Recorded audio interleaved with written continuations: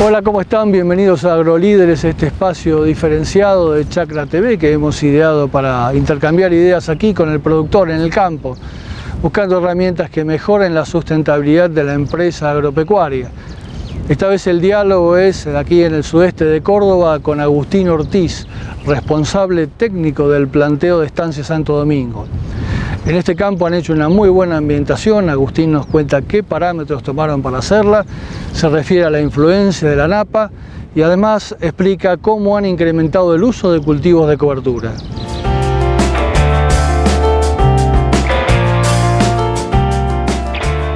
Mi nombre es Agustín Ortiz, soy el responsable de la parte técnica de la empresa Todesca.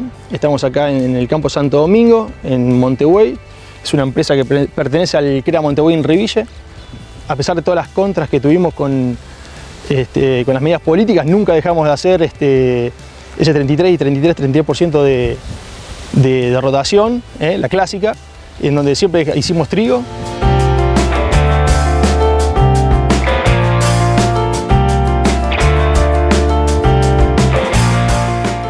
Básicamente es un campo que tiene dos ambientes bien diferenciados. Lo que está más al sur sobre la ruta, con los últimos años hemos tenido influencia de la napa, por decirlo de alguna manera, en donde eso es un ambiente bien característico y en donde obviamente se ve reflejado en los rindes, y en donde hemos como intensificado más el manejo del suelo.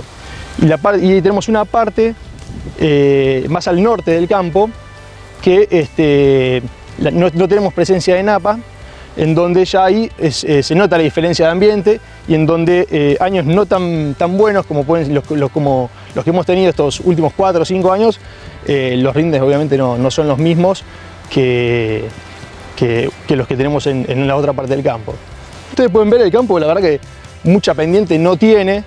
Lo que sí es una influencia del agua que viene del sur y hace presión en toda la parte esta del campo y bueno, hemos detectado la napa al 1,5 metros, en aproximadamente un 20% del campo, y eso bueno, nos permite, como te mencionaba antes, hacer otro tipo de manejo. El único problema que tenemos acá en el campo es, sí, en donde tenemos toda la infraestructura, galpón, almacenamiento de semilla, por suerte y por ahora, como te mencioné antes, la napa la tenemos al 1,5 metros, lo más cerca, sube a veces hasta el metro, pero no tenemos un problema.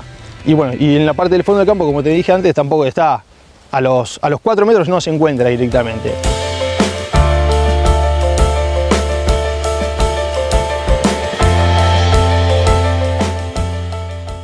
¿Qué intención tenemos nosotros como consecuencia de que hemos detectado esta presencia de napa?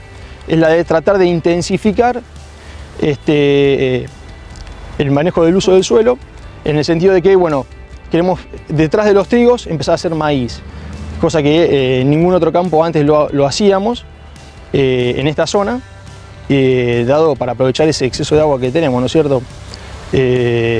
No así en el otro ambiente, en donde hacemos la clásica trigo, soja de segunda. En el ambiente donde tenemos la napa más cercana, la intención es esa, de empezar a hacer una rotación más intensiva con el trigo maíz de segunda. Y en otra zona, en la otra parte del campo, en donde no tenemos la napa tan cerca, seguir con la clásica rotación 33, 33, 33.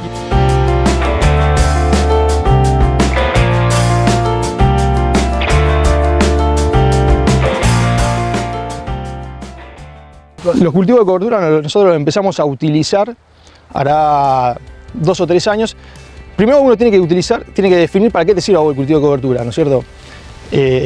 Un cultivo de cobertura te puede servir, hay gente que la usa como para poder aprovechar ese exceso de agua, ¿no es cierto?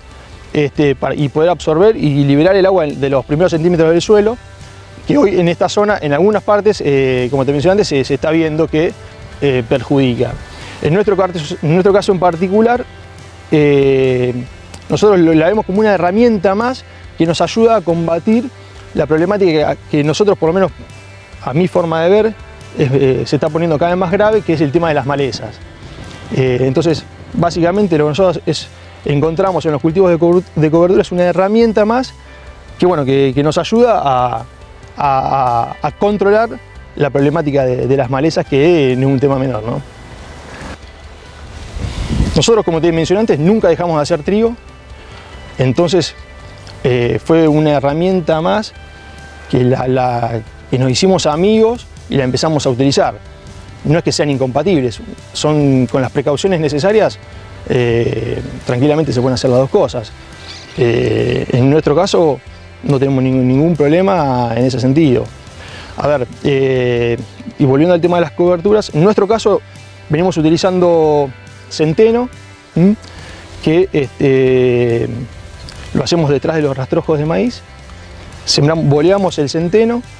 Si bien hay muchas formas de hacerlo, ya sea con avión, o sembrándola, o con boleadoras terrestres, bueno, nosotros utilizamos la boleadora terrestre, a pesar de ya también haberlo hecho con aviones en años anteriores, pero por una cuestión de velocidad y económica y que tenemos maquinaria propia, la hacemos con terrestre.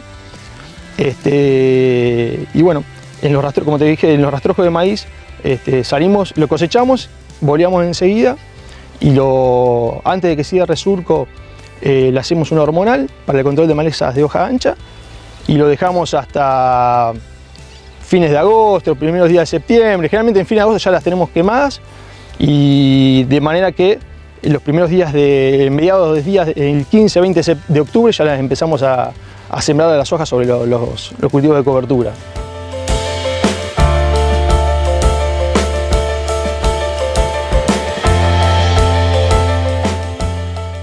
El trigo vos lo haces sobre una soja de primera, y después sembrás una soja de segunda o un maíz de segunda.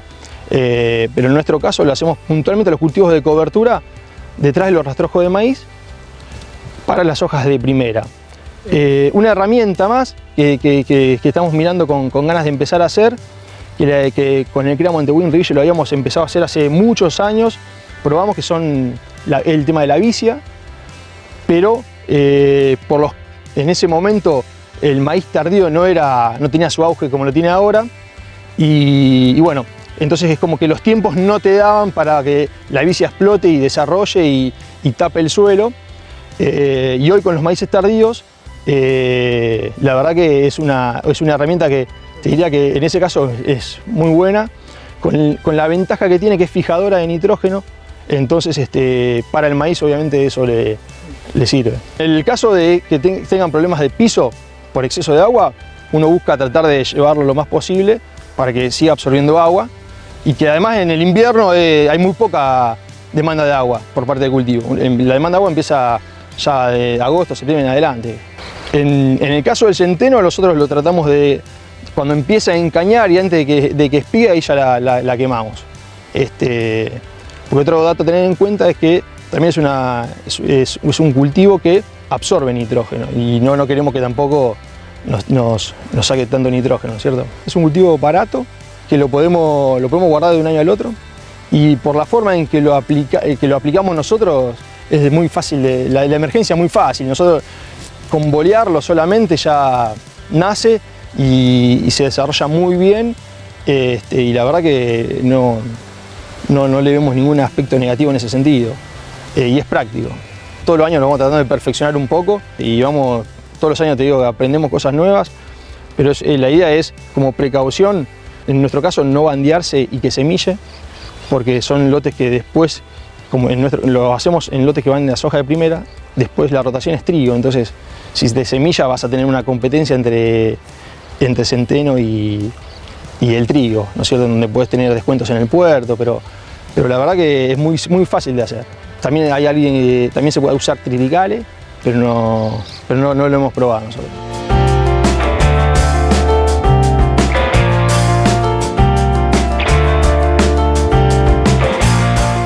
El tema de las malezas, antes en este ambiente veníamos con la problemática de la rama negra, y en los últimos años, bueno, como en toda parte del país, empezó a aparecer el colorado. Lo que tratamos de hacer es no acudir a un cultivo, a una aplicación de rescate, es decir, esos productos que se usan después con la soja ya emergida. La realidad es que los cultivos de cobertura nos ayudan un montón, porque si vamos ahora vas a ver que los lotes prácticamente están limpios, no tuvimos nacimientos de colorado. Y bueno, estamos usando básicamente un Sumisoya con un Metolaclor en la siembra, preemergente, perdón, y después ya con eso no tenemos grandes problemas. Sí puede haber algún caso puntual, no tenemos que aplicar algún poemergente, pero será en un 2-3% de la superficie, un caso muy puntual. Eso en cuanto a Colorado, pero hoy básicamente en esta zona estamos aplicando a Colorado y en menor medida a Ramanera, porque ya es fácil de controlar. En los ambientes en donde estamos más cerca de la zona de Rosario hay una problemática más grande que el tema de las gramíneas, y eso ya es más complicado. Y bueno, ahí también estamos tratando de implementar mucho los cultivos de cobertura, de manera de que toda la herramienta que sea para que le compita a la maleza y que nos ayude, que nos brinde una herramienta más para ganarle, lo utilizamos, en detrimento del uso de los productos químicos, ¿no es cierto?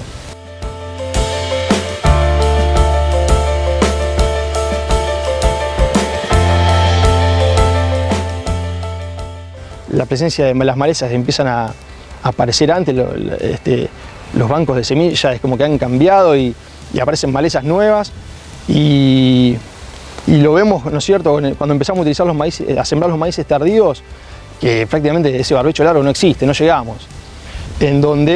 Ahí es donde estamos viendo de vuelta, como te mencionaba antes, el poder empezar a usar la vicia para poder tratar de tener el suelo lo más cubierto posible.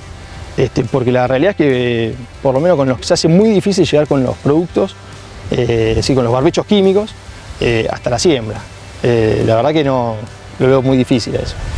A lo largo de los años, muchas cosas pueden cambiar y hay otras que no.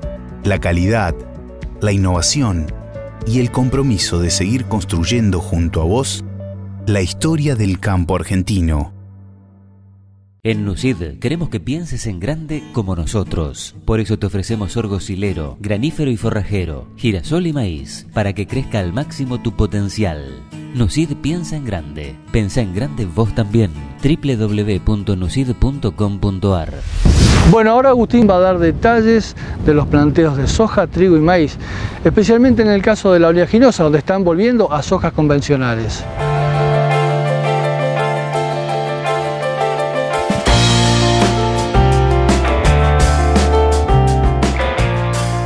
En esta zona estamos trabajando son ciclos intermedio largo, básicamente algarrobo, y también hemos introducido el Klein serpiente como ciclo largo.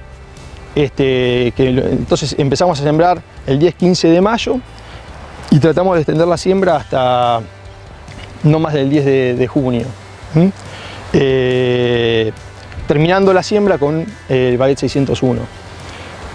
Básicamente nos manejamos con esos tres materiales. No me entusiasma mucho el tema de los ciclos cortos, porque siempre, no ha pasado en los últimos años, pero la realidad es que siempre nos falta una lluvia para sembrar ese material de ciclo corto. Entonces me gusta terminar de sembrar bien temprano y bueno, en cuanto a la fertilización, esos son los materiales que básicamente utilizamos. En cuanto a la fertilización, nos estamos manejando con nitrógeno, sería suelo más fertilizante, entre 120 y 140 kilos de N. También por ambiente, dependiendo del ambiente, es decir, en los ambientes donde nosotros pensamos que puede llegar a rendir más el trigo, apuntamos a 140, 145 kilos de N, suelo más fertilizante, y en los ambientes de inferior calidad, apuntamos un poquito menos a 110, 120 kilos de N. Esos niveles de fertilización los venimos incrementando año a año. Antes nos manejábamos con 110, 120 kilos de N, pero con los últimos 3-4 años que hemos tenido excelentes lluvias y los rindes han sido tan buenos, hemos notado en cuanto a la calidad de lo que cosechamos, no es lo mismo. Como Miguel te hablaba antes de las proteínas 11,5, parece 78 por ahí, con ese nivel de fertilización que teníamos antes no alcanzábamos a esos valores, y por eso estos últimos 4 o 5 años lo hemos venido incrementando a los valores que te mencionaba antes.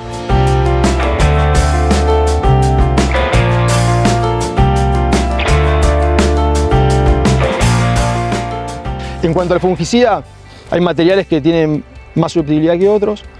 El año pasado básicamente se hizo una aplicación, te diría que en casi todos los lotes, salvo algún caso puntual en donde se sembró temprano y la verdad que la enfermedad no la llegó a atacar, pero sí, el año pasado se hizo, te diría que como te mencionaba, el 99% de los lotes. Este año, con la aparición de la nueva roya amarilla, hemos tenido que salir a aplicar 2 veces, porque la verdad que la presión de la enfermedad ha sido muy grande y bueno, tuvimos un sobrecoste en el fungicida que no lo pensábamos, por lo menos en mezcla. En mi caso yo sí había presupuestado un 60% de los lotes con una segunda aplicación, pero en un teuconazole, por ejemplo, no en una mezcla, y la realidad es que por la incidencia de la enfermedad y por lo que cómo apareció tan temprano, a diferencia de otros años, es que tuvimos que salir a aplicar en 100% de los lotes 2 aplicaciones. Hablamos con los fitopatólogos y nadie tiene una explicación más que nada del por qué apareció tan temprano a comparación de otros años que nunca había aparecido tan temprano. La realidad es que yo no te lo podría explicar y tampoco encontré a nadie que me sepa explicar el por qué apareció tan temprano.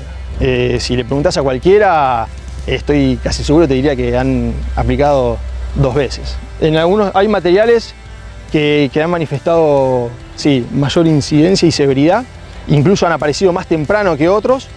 Entonces eso es un dato también a tener en cuenta para el año que viene. Si uno quiere empezar a trabajar un poquitito más fino y no quiere estar tan atrás de los cultivos o no quiere hacer otro gasto, yo creo que este año va a salir muy buena información de los ensayos CREA, del INTA, de los materiales que han tenido mejor y peor respuesta a los fungicidas y cómo se han comportado con esta enfermedad que me parece que quedó para quedarse. Pero bueno, a ver, creo que eso es una manifestación también del clima. El año que viene, ojalá que siga lloviendo y que tengamos estos rindes, pero bueno, el año que viene se verá.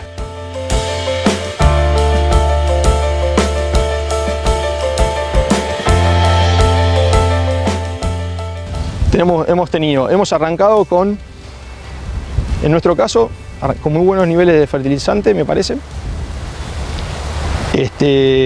a comparación de otros años. Llovió muy bien, si bien no fue un invierno tan crudo, fíjate que ahora, en la fecha que estamos, está fresco y los trigos están tardando en entregarse y siguen llenando. Siguen metiéndole kilos y te vuelvo a decir, y sumado a que lo hemos tenido que salir a proteger con las doble aplicación de fungicida. Son todos factores, una cosa trae la otra, que hacen que los cultivos de trigo estén hoy como están.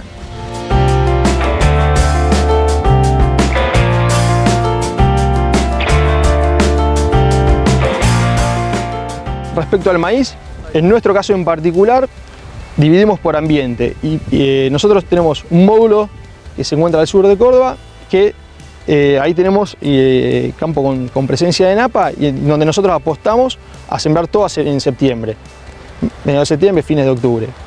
Y en los otros ambientes en donde no tenemos presencia de napa, diversificamos el riesgo. En los mejores lotes apostamos a esa siembra temprana y en los lotes de inferior calidad sí a rajatabla pasan a maíces tardíos. Eso sí, se pasó a maíz. Quedando básicamente, a ver, y te vuelvo a decir, esos ambientes con napa quedan en un 100% del planteo de maíz temprano y los dos otros campos quedan con un 50 y un 50 de maíz temprano y tardío. Si bien la empresa tiene como costumbre destinar un porcentaje de la superficie a maíz tardío, ese porcentaje varía dependiendo de los pronósticos, niña, niño, aumenta o disminuye. Básicamente este año en este campo quedamos en un 50 y 50, maíz temprano y maíz tardío, cuando en realidad habíamos hecho el plan de siembra era un 80-20.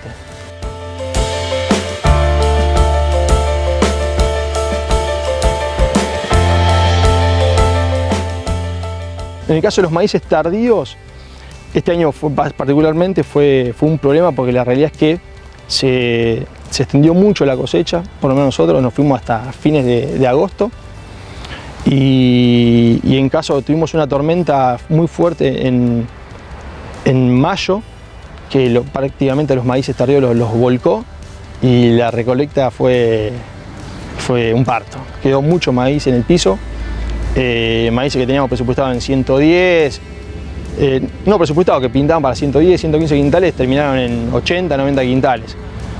Te puedo decir, es la primera que nos pasa y la realidad es que son situaciones en las que uno queda expuesto y esperemos que no se repita, pero en cuanto al maíz también tratamos de cosecharlo siempre seco, por eso es la exposición que a veces tenemos, ¿no es cierto?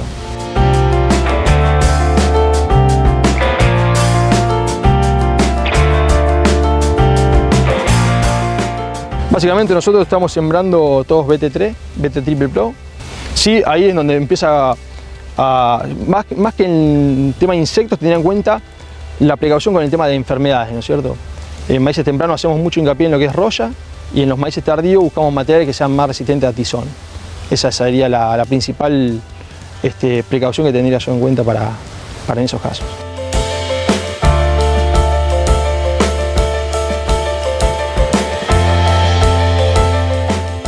Los maíces de segunda, básicamente lo que apostamos es, la idea también es empezar a implementarlo en las zonas de rosario, sobre trigos, no sobre cebada, sino sobre trigo. Son cultivos que van a necesitar mucha mayor cantidad de nitrógeno en cuanto al aporte que le vamos a tener que hacer nosotros, y más con estos rindes que estamos esperando de trigo. Y después también lo mismo, buscar materiales que sean un poquito más cortos que los que a veces sembramos en septiembre y buscar materiales que resistan tizón.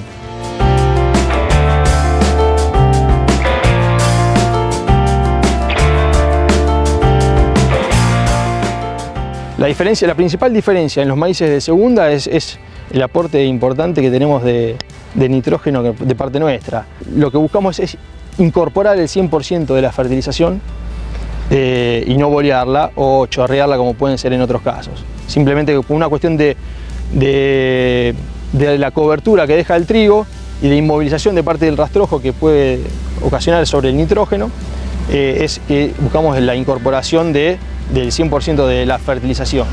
Con las desventajas que eso incluye, que amerita, que es la de una capacidad de siembra más despacio, más lenta, y bueno, con paciencia.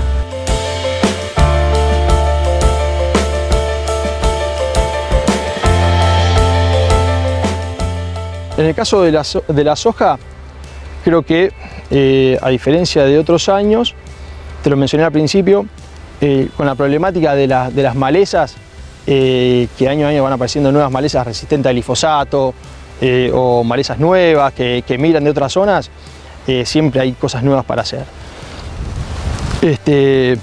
Nosotros, consecuencia de la gran presión de gramíneas que están empezando a haber en los lotes, hemos empezado a sembrar sojas no RR, porque la realidad es que ya no le encontramos sentido seguir aplicando glifosato en situaciones en donde la realidad es que no es una cuestión de decir, y bueno, paso glifosato para quedarme con la conciencia tranquila, pero la realidad es que no hacen falta, porque las malezas prácticamente no se mueren y solamente tenés que recurrir a un graminicida. Y bueno, entonces estamos viendo esa pata nueva de empezar a sembrar sojas no RR, con la diferencia que tienen, porque las sojas no RR siempre estuvieron, pero estas la realidad es que están mejoradas genéticamente y no tienen nada que envidiarle a las que sembramos, a las RR que sembramos cualquiera de nosotros, tanto acá como en el sur de Córdoba, y la verdad que nos han sorprendido los buenos rindes que hemos tenido.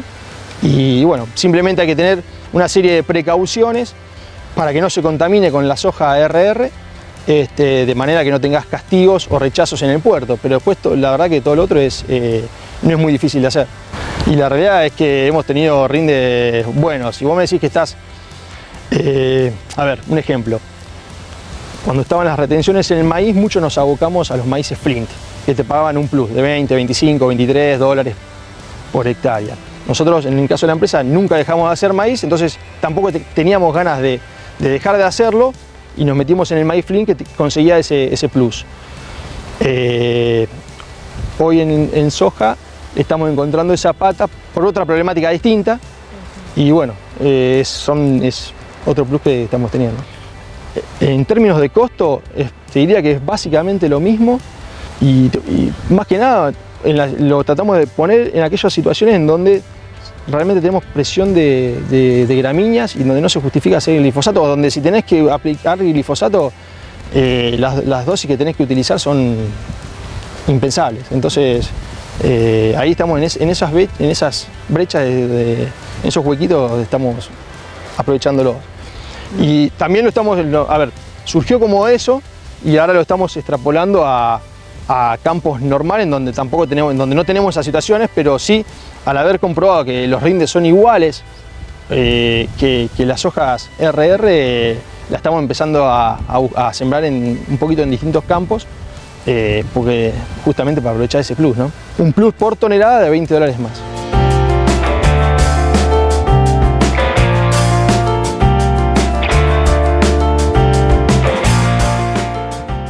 Nunca se dejó de fertilizar el campo, ya sea. La empresa también es una empresa que alquila campos y como los contratos que hace la empresa son todos a largo plazo, tanto el campo propio como el alquilado tiene el mismo manejo. Es decir, que fertilizamos los campos alquilados como los campos propios de la misma manera. Lo que nosotros hacemos es, en agosto básicamente, en julio, agosto, salimos a bolear todos los rastrojos, básicamente hacemos con super simple, con 140, 150 kilos de super simple y bueno, y después eso en el caso de la soja, y después en el caso del maíz lo complementamos con un poco más de MAP en la siembra, de manera de tratar de, lo que nosotros buscamos es generar compensar lo que el cultivo se lleva. Es decir, no tenemos balance cero, sería. No tratamos de reponer, o mejor dicho, no de reponer, sí, no tratamos de generar un balance positivo de alguna manera, sino que a lo que apuntamos es, todos los años lo fertilizamos, pero tratando de compensar lo que se lleva el cultivo. El zinc, pero la realidad es que la sensación que con los ensayos que hicimos acá en el campo no se vieron no se vio diferencia. Sí se ve una diferencia visual en cuanto a cómo arranca el cultivo y sobre todo en los que se siembran temprano, los maíces tempranos. Pero la realidad es que incluso haciendo análisis de suelo veíamos la deficiencia del zinc, pero aplicábamos el zinc y no se manifestaba en el rinde. Así que la realidad es que no lo dejamos de hacer.